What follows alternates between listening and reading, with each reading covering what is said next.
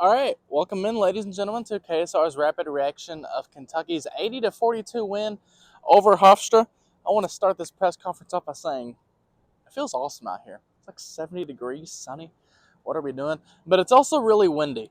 So I have my phone. I'm recording this on my phone. I know I'm not the most professional, if you want to say. I'm recording this on my tripod, and it's super windy, and my tripod blew over already while trying to record this. So I'm going to be a little uncomfortably close to the camera for this one. Just trying to hold my tripod up for us. But Kentucky gets, 13-1 heading into SEC play, okay? Poor Kenny, as soon as we get in the press conference, someone's first question is about LSU. We're not even asking about Hofstra anymore. Like, just moving on to LSU. But no, today was a really good game, really good win.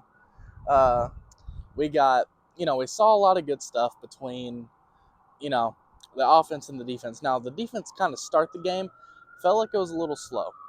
Like it just felt like, you get off. I think we just gotten so used to this team going off on these runs where teams only score like 4 points in a quarter. Josie Gilvin that just walked by, so shout out Josie. Like you're sitting there and you're like, okay, we're going to hold this team to like 6 points this quarter and that's going to be it, right?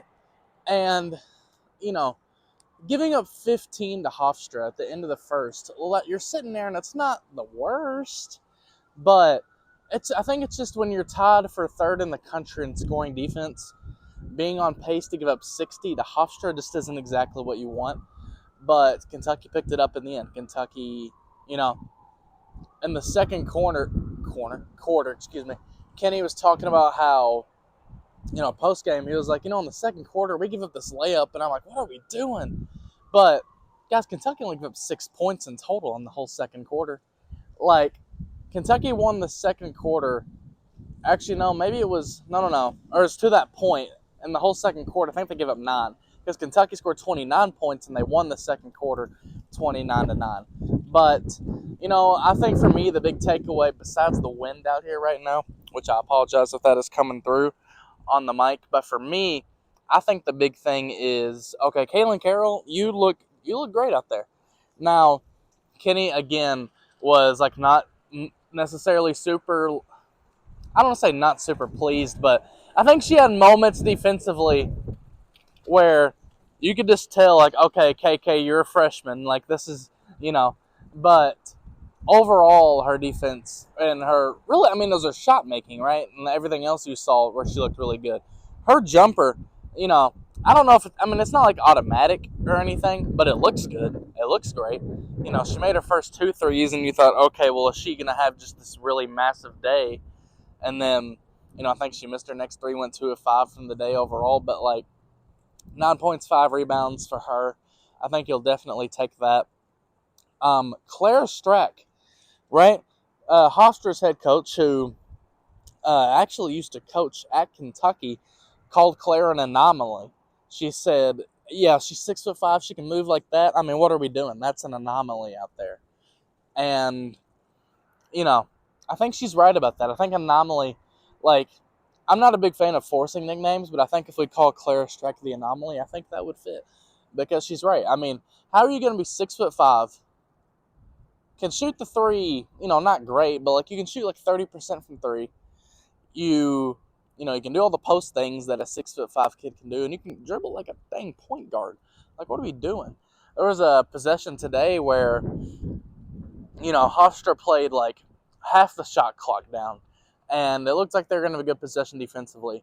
And then Claire Strack just turns around and hits him with that post fadeaway, and then you're sitting there going, well, I guess you can't guard Claire Strack in the end anyway.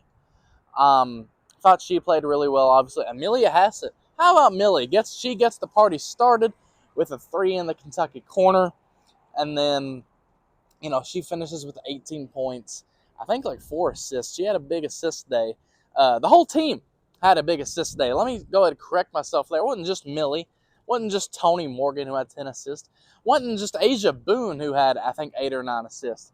No, it was the whole team. Guys, Kentucky made 31 shots today. 31, okay? 27 of those came off an assist.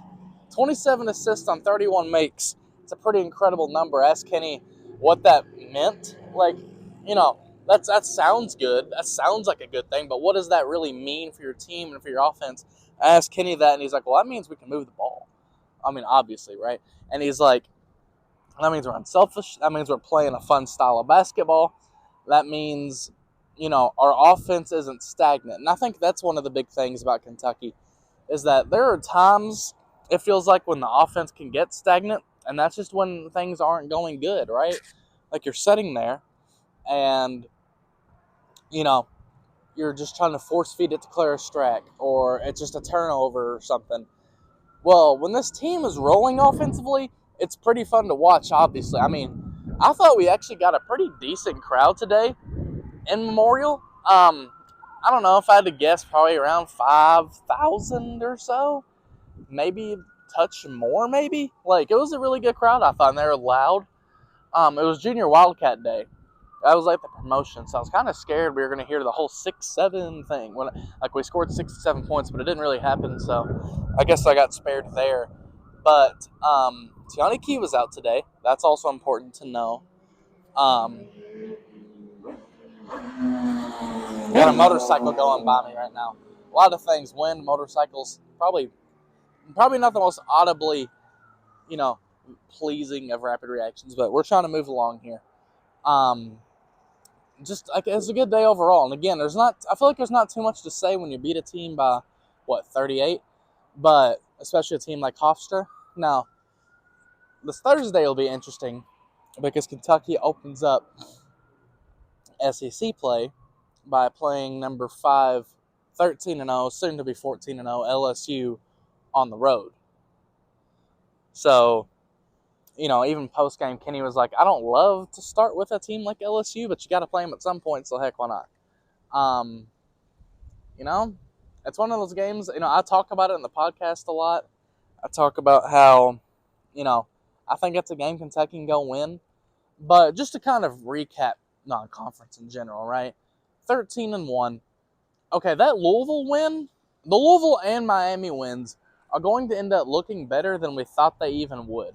Louisville might win the ACC, and you beat them by 10 on their floor. That is an incredible win. And then you beat a Miami team on the road who they're not going to compete to win in the ACC, I don't think, but they'll be top 5, 6 in the ACC, and you beat them pretty soundly. When the time we played them, they had only lost, I think it was 2 games. I want to say to Iowa and maybe like Michigan State or something like that. No, Oklahoma State. And those were all, it was like a 3-point game in both of those games.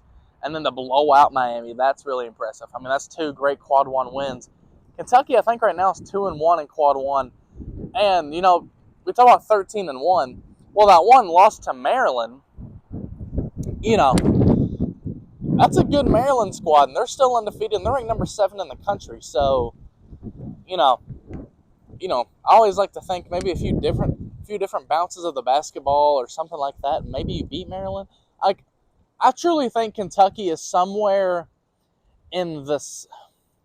Like, if I'm trying to rank the teams myself, I think Kentucky's somewhere in that 8, 9, or 10 range, right? I just, it's a matter of, is Kentucky better than, like, a TCU or an Oklahoma, right? And I don't know. At this point right now, TCU's undefeated. I think Oklahoma's only losses to number, 3 UCLA. So, I don't know yet at this point. I'm hesitant to say yes, but that's just because to just go out there and announce yourself better than those 2 teams would be pretty hard to do, right? Unless you're like a UConn or South Carolina. So, you're looking forward to Thursday's game. Win or lose, okay, you're still off to a really great start to the season. At this point, like I said, you're 13-1. If you win that game, you are going to be in that, 7, 8 range, in the next poll. And if you lose that game, okay, I guess on paper you're supposed to lose. And you move on. And you beat Missouri. And then you beat the next opponent and so on, right? So, this LSU game last year, Kentucky got up 36-20 and looked like, okay, we are going to beat this team, and we might beat them pretty good. And then all of a sudden it falls apart, and LSU wins, right? Their biggest comeback of the year, I think. But at the end of the day, if you're Kentucky, I think you can be, hang your hats high on what you did there in non-con. Because literally, other than an 8-point loss to Maryland on a neutral court, which is like a good loss, like I said, if those exist, then you're pretty much, other than that, you're pretty much perfect. I mean, literally, 13-1, right? You're almost perfect. So, Louisville wins, Miami wins are going to be pretty big in the end. Excuse me. Kentucky is sitting at number 7 in the net. Curious to see how that kind of shifts throughout the next couple of weeks. With Kentucky playing better competition, playing teams high in the net. But regardless, Kentucky today, this Sunday, gets a win, 80-42 over Hofstra. Like I said, it's moved to 13-1 on the year. Now, I'm going to get out of the wind because there's no telling what this rapid reaction sounds like.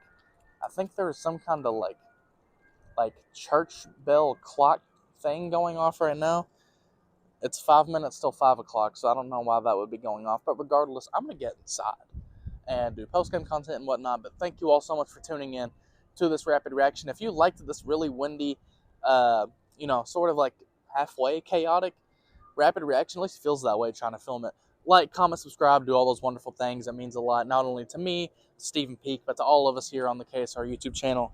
Again, Kentucky beats Hofstra 80-42 in historic Memorial Coliseum. I'm Phoenix Stevens. It's getting super windy right now. I'll talk to you all later. Go Cats.